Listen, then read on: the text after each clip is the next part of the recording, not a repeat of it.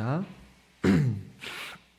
사도행전 28장 17절에서 22절 한 절씩 교독하겠습니다.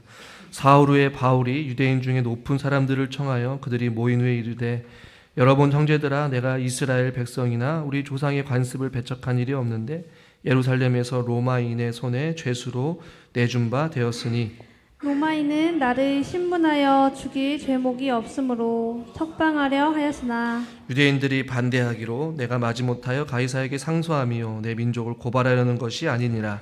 이러므로 너희를 보고 함께 이야기하려고 청하였으니 이스라엘의 소망으로 말미암아 내가 이 쇠사슬에 매인 바 되었노라. 그들이 이르되, 우리가 유대에서 내게 대한 편지도 받은 일이 없고 또 형제 중 누가 와서 내게 대하여 좋지 못한 것을 전하든지 이야기한 일도 없느니라. 이에 우리가 너의 사상이 어떠한가 듣고자 하니 이 파에 대하여는 어디서든지 반대를 받는 줄 알기 때문이라 하더라. 아멘. 수협에 나오신 여러분을 환영하고 주님의 이름으로 축복합니다. 오늘 바울이 로마로 들어가게 됐고 따로 전세방, 셋방을 얻어서 자기를 지키는 군사와 함께 약간의 자유를 가지고 로마에서 약 한 2년 동안 생활을 했습니다. 로마 그리스도인들과 빌립보 성도들의 물질적인 헌신과 그 다음에 기도를 통하여서 그 셋방의 세를 낼 수도 있었고, 또 바울은 로마 군사들이 4시간마다 한 번씩 혹은 그 이상의 시간을 교대로 하면서 바울과 함께 불편한 그 쇠사슬에 이끌려서 하루하루를 살아가야 됐지만, 그 생활 속에서 바울은 자기를 지키는 그 군인들에게 복음을 전했던 그 기회로 삼았다라는 내용을 지난 시간에 우리가 살펴보았습니다. 바울은 항상 전도 여행을 가거나 다른 지역을 갔을 때 가장 먼저 찾는 곳이 여러분 어딘지 기억하십니까? 그 지역에 있는 회당, 오늘날 말하면 교회겠죠. 사람들이 모여서 하나님 말씀을 나누고 같이 토의하고 또 말씀을 전하는 그런 회당이 있는 곳에 항상 가장 먼저 갔어요. 로마에 와서도 회당을 가야 되지만 자기 몸이 자유롭지를 않았던 거예요. 쇠사슬을 찬 상태로 갈 수가 없었어요. 근데 오늘 본문에 보니까 사흘 후에, 시간이 조금 지났죠. 로마에 가서 이제 사흘 후에 바울이 유대인 중에 높은 사람을 청하였다라고 말씀하고 있습니다. 여기서 말하는 높은 사람이 과연 누구일까? 로마에 거주하던 유대인들의 대부분들은 하층 노동자들이었어요. 부유한 사람들은 아니었습니다. 사회적으로 출세한 사람들도 아니었어요. 근데 오늘 성경에 보니까 유대인 중에 높은 사람들이라고 말씀하고 있어요. 아마 로마 안에도 회당이 있었을 것이고 그 안에 있는 지도자들, 영향력을 끼쳤던 어르신들, 유대 공동체 내에서 어느 정도 회당에서 영향력을 지니고 있는 종교 지도자들이나 어른들을 초청한 것이었어요. 누가는 잘 모르기 때문에 유대인 중에 높은 사람들을 청하였다. 그러니까 유대인들의 종교 지도자들이 로마에도 거주했는데 그 사람들을 먼저 초청한 것이죠. 초청한 이유에 대해서 이제 바울이 17절에 말씀합니다. 여러분 형제들아, 부드럽게 이야기하죠. 형제라고 표현합니다. 호칭 자체가 그들에게 형제라는 표현을 쓰면서 자신이 왜 로마에 왔게 됐고 황제에게 상소를 했는지에 대한 그 이유를 밝히고 있어요. 10절 하반절 보니까 내가 이스라엘 백성이나 우리 조상의 관습을 배척한 일이 없다. 나는 유대인으로서 우리 조상의 관습을 배척한 일이 없다. 로마에는 나를 신문하려고 죽이려고 했으나 제목이 없으므로 석방하려고 했지만 19절에 보십시오. 유대인들이 반대하였다라는 것이에요. 그리고 다른 본문에는, 서방 본문에는 이것이 추가됐어요. 우리의 원수를 없애라. 그러니까 사람들이 바울 자신을 반대하고 우리의 원수 저 바울을 없애라 라고 반대를 했다라는 것이에요. 내가 마지못하여 결국에는 가이사에게 내가 상소를 하고 내 민족을 고발하는 것이 아니다. 나는 죄가 없는데 유대인들이 나를 죽이려고 하고 나를 반대하려고 하니 어쩔 수 없이 나는 상소한 것뿐이다 라고 이야기를 하면서 20절에 너희가 함께 너희를 보고 함께 이야기하려고 청하였으니 내가 너희를 만나서 내 상황, 내가 고소한 이유, 내가 여기까지 온 이유에 대해서 나는 너희들과 함께 이야기를 나눠보려고 한다.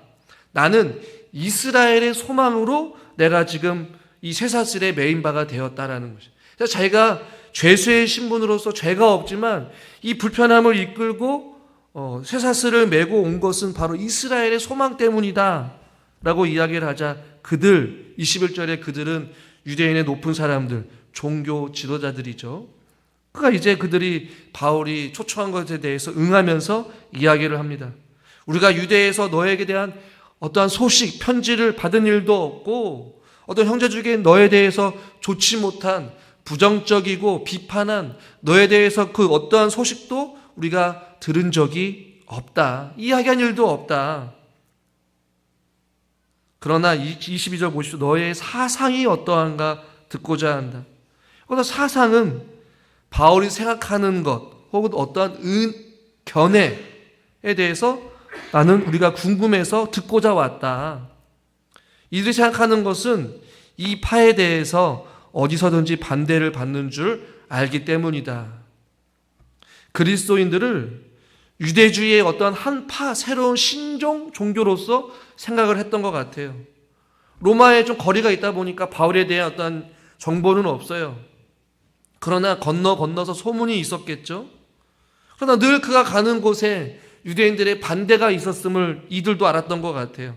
그러니까 너희가 어디서든지 반대가 있는 걸 내가 알지만 너의 사상, 너의 견해, 너의 생각을 우리는 궁금하다, 한번 듣고 싶다 이렇게 하는 것이죠. 22절에 너의 사상이 어떠한가 듣고자 하니 그래도 마음이 닫혀있지는 않아요. 복음을 듣고자 하는 자들이 있었다라는 것이죠. 여러분, 의외로 기독교가 사람들한테 많이 알려져 있지만 여전히 그리스도에 대해서 알지 못하는 사람들이 많이 있다라는 사실을 우리는 기억해야 될 줄 믿습니다. 목사님 매스컴을 통해서도 다 예수님이 어떤 분인지 알고 있는데요. 아니에요. 복음을 한 번도 들어보지 못한 사람들이 의외로 많다라는 것을 믿지 않는 사람들을 가끔 대하다 보면 알게 돼요. 디모데후서 4장 2절에 이런 말씀이 있습니다. 너는 말씀을 전파하라. 때를 얻든지 못 얻든지 항상 힘쓰라. 로마에도 종교 유대인들이 있었습니다. 지도자들이 있었어요. 그럼 여전히 이들에게도 바울이 전하는 예수 그리스도에 대해서 정확하게 몰랐던 것 같습니다. 지금도 이 지역에도 한국에도 전 세계적으로도 여전히 우리가 복음을 전해야 될 대상자들이 있다라는 사실이에요. 우리는 복음을 전하는 일에 그러므로 우리는 깨어 있어야 되고 우리는 선교지를 위해 선교사들을 위해 기도해야 되고 나라를 위해 기도하고 세계 복음 전파를 위해 기도해야 될 줄 믿습니다. 그것은 다른 사람의 이야기가 아니에요. 목회자와 선교사만 해당되는 것이 아니라 그리스도인들이라면 마땅히 그리스도의 복음이 전파되는 일에 우리가 기도로 협력하고 물질로 후원하고 끊임없이 우리는 그것들을 위해 기도해야 될 줄 믿습니다. 지금 로마에 있는 종교 지도자들도 바울에 대해서 지금 이야기를 듣고자 하고 있는 것이에요. 오늘 이 본문 가운데 저는 한 가지를 살펴보려고 하는데 오늘 설교 제목에도 이스라엘의 소망이라고 제가 제목을 치웠어요. 이것은 바로 바울이 이한 얘기입니다. 바울이 죄가 없어서 자유롭게 풀려날 수도 있었습니다. 상소를 안 해도 돼요. 그러나 바울이 이렇게 불편함을 감수하고 유라굴로와 큰 바다의 위험을 무릅쓰고 로마로 향하게 된 것은 하나님의 사명이 있었어요. 하나님의 부르심이 있었고 하나님을 통하여서 로마에 가야 된다는 하나님의 명령도 있었습니다. 그러나 바울이 그런 상황 속에서도 거절할 수 있었지만 바울이 거절하지 않고 끝까지 불편한 몸을 이끌고 인생의 말년에 편안함과 안식과 평안을 누리면서 살 수 있는 얼마든지 그러한 삶이 보장되었음에도 불구하고 그렇지 아니하고 불편한 몸, 연약한 몸을 이끌고 몸에 쇠사슬을 차고도 로마에 가서 그리스도의 복음을 전하려고 했던 그 이유는 그에게 무엇이 있었냐면 바로 이스라엘의 소망이 있었기 때문에 그렇다는 것이에요. 이스라엘의 소망이 여러분 무엇일까요? 유대인들이라면 구약 성경을 통하여서 약속하신 메시아가 있었어요. 유대인들은 이 메시아를 소망하고 있었습니다. 그들이 생각하는 메시아는 어떤 메시아냐? 로마의 압제로부터 자기들을 해방시켜주고 경제적인 번영을 안겨주고 자기를 지켜주고 자기들을 보호해줄 만한 군사적이고 강한 왕 메시아를 기대하고 있었어요. 그러나 바울이 믿고 그리스도인들이 알고 깨달은 바울이 전파하고 있는 메시아는 그러한 그들이 생각했던 메시아와는 전혀 다른 모습으로 이 땅에 오셨죠. 왕으로 오셨지만 가장 낮은 자의 모습으로 오셨고 섬김을 받으려 하기보다는 섬기려고 이 땅 가운데 오신 예수 그리스도. 십자가에 달려 기꺼이 못 박혀 죽으셨지만 3일 만에 부활하신 예수 그리스도. 그 부활하신 예수 그리스도의 소망이 있기 때문에 바울은 그 이스라엘의 소망, 즉 예수 그리스도로 말미암아 바울이 여기까지 온 거예요. 그리고 바울은 그 이스라엘의 소망에 대해서 사도행전에서 계속해서 말씀하고 있습니다. 23장 6절에 보니까 죽은 자의 소망 곧 부활로 말미암아 내가 신문을 받노라. 바울은 죄가 없었어요. 그러나 죽은 자의 소망 곧 부활의 신 예수 그리스도로 말미암아 기꺼이 신문을 받은 거예요. 24장 15절 그들이 기다리는 바 하나님께 향한 소망을 나도 가졌으니 유대인도 기다렸던 그 메시아 나도 하나님께 대한 그 소망 예수 그리스도에 대한 소망을 가지고 바울은 살았다라고 고백해요. 26장 7절 이 소망으로 말미암아 내가 유대인들에게도 고소를 당하였다. 예수 그리스도로 말미암아 바울에게는 이 예수 그리스도는 죄와 죽음의 형벌에서 자신을 구원해 준 영원한 구원자, 영원한 생명의 메시아이신 것을 바울이 깨달은 거예요. 그러니 그의 삶이 목적이 오직 예수 그리스도로 향해 있었다라는 것이죠. 모든 그리스도인이라면 소망이 어디에 있어야 되느냐? 바로 예수 그리스도에게 있어야 된다라고 오늘 바울을 통해 우리는 깨달아 알게 되는 것이에요. 여러분, 사람은 무엇이든지 무엇인가를 소망하는 것에 매여서 살아갈 수밖에 없습니다. 바울의 삶의 목적이자 소망, 그가 기꺼이 쇠사슬에 매인 바가 되었던 것은 오직 예수 그리스도 한 분 때문에 그것이 가능한 것이었어요. 예수 그리스도 때문에 자기 자신이 자랑거리로 삼아했던 자기의 학문과 자기의 신문과 로마의 시민권과 자기의 모든 것들을 바울은 뭐라고 이야기합니까? 배설물로 여긴다라고 말씀하고 있어요. 아무것도 소용없다는 거예요. 자기가 가지고 있는 신분, 자기가 가지고 있는 학문, 지식, 배경, 히브리인 중에 히브리인이고 탁월한 학자였어요. 그러나 예수님을 만나다 보니까 소망이 이제는 땅에 있는 것이 아니라 하늘의 소망을 두고 예수 그리스도의 소망을 두고 살아가 보니까 모든 것이 배설물로 여겨지는 것이. 영원한 가치, 참된 진리를 바울은 붙잡기 시작한 것이고 그 소망, 그 예수님 때문에 기꺼이 지금 나는 쇠사슬에 매여서 당신들 앞에 섰습니다 라고 이야기하고 있는 것이죠. 바울에게는 여러분 예수 그리스도 외에는 귀한 것이 없었다라는 것이에요. 여러분들은 무엇에 소망을 두고 살아가고 계십니까? 여러분의 삶의 목적은 혹시 무엇입니까? 누군가는 자녀에게 소망을 두고 일평생을 사는 사람들이 있어요. 자녀가 잘 되기를 위해서 죽을 때까지 자녀 걱정만 하다 돌아가신 분들도 있고, 어떤 분은 죽을 때까지 돈을 벌다가 돈에 소망을 두고 살아가니까 하염없이 돈에 매여 사는 사람들도 있습니다. 세상의 즐거움에 매여 사는 사람들이 있습니다. 다 땅에 있는 것에 소망을 두고 살아가는 것이죠. 예수 그리스도를 모르는 자들은. 그러나 생명이 여러분 누구한테 있습니까? 소망이 누구한테 있습니까? 구원이 누구한테 있습니까? 예수 그리스도 안에 있는 거예요. 그러나 우리는 구원 따로, 삶 따로, 예수님께 소망을 두고 살아가는 자들은 땅에 있는 것들보다 하늘의 신령한 복을 더 간절히 소망할 수밖에 없는 것이고, 땅에 있는 어떠한 것의 가치를 더 소중하게 여기기보다 하늘에 있는 그 오묘하고도 신비한 하나님의 그 진리와 하나님의 사랑과 하나님의 은혜에 더 가치를 두고 살아가는 자들이에요. 그러니까 바울에게는 세상의 출세가 중요하지 않았어요. 그의 신분이 자랑이었어요. 그의 학문이 자랑이었어요. 그의 출생이 자랑이었어요. 그러나 예수 그리스도를 만나고 보다 보니까 그것이 아무렇지 않다라는 것이에요. 그러니 그가 죽음의 위협을 당하고 핍박을 당하고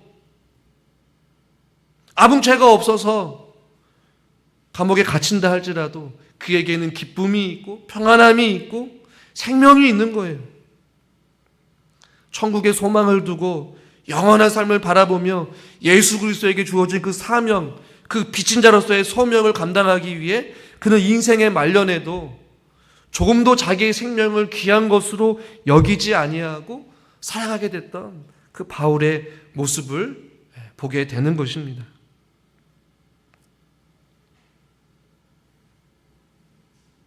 목회자인 저도 하나님께 소망을 두고 살아야 되지만 때로는 저의 시선이, 저의 마음이 세상으로 향해요. 사람들을 향하고 땅의 것을 바라보게 되고 세상의 즐거움을 찾게 되고 편안함을 찾게 되고, 그러나 오늘 성경을 통해 바울은 이스라엘의 소망으로 말미암아 내가 이 쇠사슬에 매인 바가 되었다. 쇠사슬은 좋은 것이 아니죠. 불편한 것입니다. 고통입니다. 아픔도 있습니다. 어려움도 있습니다. 환난도 있습니다. 그런데 그것이 바울에게는 문제가 된 것이 아니었단 말이죠. 이 쇠사슬이 바울의 삶을 족쇄이거나 얽매이게 하거나 고통스럽게 하는 것이 아니라 제가 지난번에도 말씀드린 은혜의 쇠사슬이 되어서 오히려 자기 자신의 마음을 가난하게 하고 하나님을 더 의지하게 하고 더 소망하게 하고 더 주님의 은혜를 바라보며 복음을 들고 나아가게 되는 은혜의 쇠사슬이 된 것처럼 저와 여러분들도 오늘 하나님께 소망을 두기 때문에 이 자리에 온 줄 믿습니다. 세상 사람들은 여전히 가치관이 다른 곳에 있습니다. 소망이, 삶의 이유와 목적이 땅에 있는 것에 있습니다. 그러나 우리는 이 세상의 사람들이 아니죠. 하늘에 속한 자들입니다. 땅에 있는 것을 사모하기보다 하늘에 신령한 것을 사모해야 될 하나님의 사람들입니다. 우리는 그러므로 이 땅에서 나그네와 같은 삶을 살아가야 되는 것이죠. 사나 죽으나 나는 주의 것입니다. 그러므로 이스라엘의 소망을 두고 바울이 일평생을 살았던 것과 같이 저와 여러분이 앞으로 살아갈 그 남은 인생의 여정길이 예수 그리스도께만 소망이 있음을 기억하시고 살아가시기를 주님의 이름으로 축원합니다. 그럴 때 우리는 소망이 있는 것이, 그곳에 은혜가 있는 것이, 환난이 찾아오고 아픔이 찾아오고 어려움이 찾아온다 할지라도 우리의 소망이 주님께 있으니 우리는 주님을 의지할 수밖에 없는 것이고 주님 앞에 간구할 수밖에 없는 것이고, 그렇게 살아갈 때에 바울의 인생을 보십시오. 아무것도 가진 것이 없었지만 모든 것을 가진 것처럼 삶을 살았어요. 하나님의 때를 따라 돕는 은혜로 사람을 붙여주시고 사람을 만나게 하시고 기적과 같이 살려주시고 광풍으로부터 지켜주시고 보호하여 주셨어요. 물질이 없을 때는 물질의 공급함이 있었고요. 육체에 가시가 있었지만 약할 때 강함 되시는 그 하나님을 만나게 하셨고요. 어려움과 힘들 때에 믿음의 도역자들이 함께 동행했고, 바울이 감옥에 갇혀 있다 할지라도 감옥 밖에 있는 사람들 향해 오히려 위로할 수 있는 마음에 하나님께서 주시는 참 평강을 누리며 살아갔어요. 하물며 저와 여러분이 이 땅 가운데 살아가면서 당하는 수많은 환난과 아픔과 고통과 질병의 아픔이 있다 할지라도 예수님께 소망을 두고 살아가게 되면 그 가운데 하나님께서 각자에게 부어주시는 하나님의 신령한 은혜와 하나님의 인도하심과 하나님의 섭리와 하나님의 계획이 있다라는 것이죠.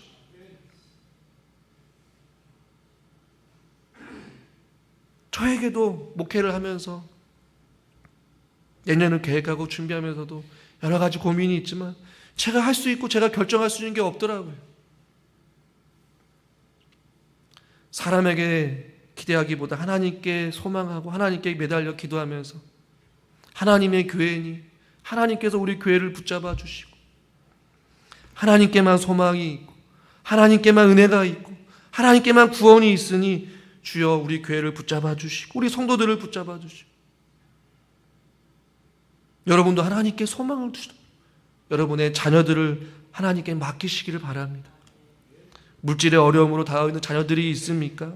육체의 질병으로 고통당하는 분들이 있습니다. 약할 때에 강함을 허락하시고 그 연약함 속에서도 감당할 수 있는 힘을 주시는 그 하나님의 은혜를 사모하시기를 주님의 이름으로 축원합니다. 바울은 그렇게 지금 인생의 말년을 살고 있는 것이. 마지막 한 가지를 더 살펴보면요, 22절에 보니까 이런 말씀이 있죠. 이 파에 대해서 그들이 생각하기에 어디서든지 반대를 받는 줄 알기 때문이다. 어디서든지 반대를 받는다라는 이 구절이 저에게는 좀 눈이 들어왔어요. 여러분, 복음이 있는 곳에, 은혜가 넘치는 곳에 항상 반대 세력이 있기 마련입니다. 마태복음 5장 10절부터 같이 한번 교독해서 읽겠습니다. 의를 위하여 박해를 받은 자는 복이 있나니 천국이 그들의 것임이라. 나로 말미암아 너희들 욕하고 박해하고 거짓으로 너희들 거슬러 모든 악한 말을 할 때에는 너희에게 복이 있나니. 같이 읽죠. 기뻐하고 즐거워하나 하늘에서 너희의 상이 큼이라. 아멘. 언제든지 복음에 반대되는 세력들이 있기 마련이죠. 그러나 세상에 복음을 거부하는 것을 우리는 두려워해서는 안 됩니다. 여전히 교회를 비방하고 또 교회를 핍박하는 그런 일들이 사회적으로도 계속해서 암암리에 일어나고 있습니다. 우리가 기도할 것은 행여나 우리의 삶을 통해 복음이 가로막히는 일이 없기를 위해 우리는 기도해야 될 줄 믿습니다. 하나님의 영광을 가리우지 않도록 교회를 지켜주시고 주님께서 이 나라를 붙잡아 달라고 우리는 기도해야 되는 것이죠. 주님 오실 그날까지 이 반대는 멈추지 않을 것입니다. 어둠의 세력, 어둠의 공격, 사단의 끊임없는 교회를 향한 공격은 멈추지 않을 것입니다. 우리는 그것을 알고 있습니다. 그러나 아는 것에 그치는 것이 아니라 복음을 거부하는 자들을 향해 두려워할 것이 아니라 오히려 더 담대히 그리스도의 복음을 전하고 하나님의 영광을 드러내며 그리스도인으로서 세상과 구별된 삶을 살아가는 그러한 아름다운 믿음의 삶들이 우리를 통해 드러날 수 있기를 간절히 소망합니다. 우리 교회가 그런 교회가 되어져야 되는 것이죠. 지역 사람들에게 사랑으로 섬기고 또 이웃을 섬기며 서로를 사랑하는 공동체. 그것이 하나님의 영광을 위한 일임을 기억하시고 오직 예수님께만 소망을 두고 살아가는 저와 여러분들 또 우리 부중정 교회가 되기를 주님의 이름으로 축원합니다. 우리가 이 시간 같이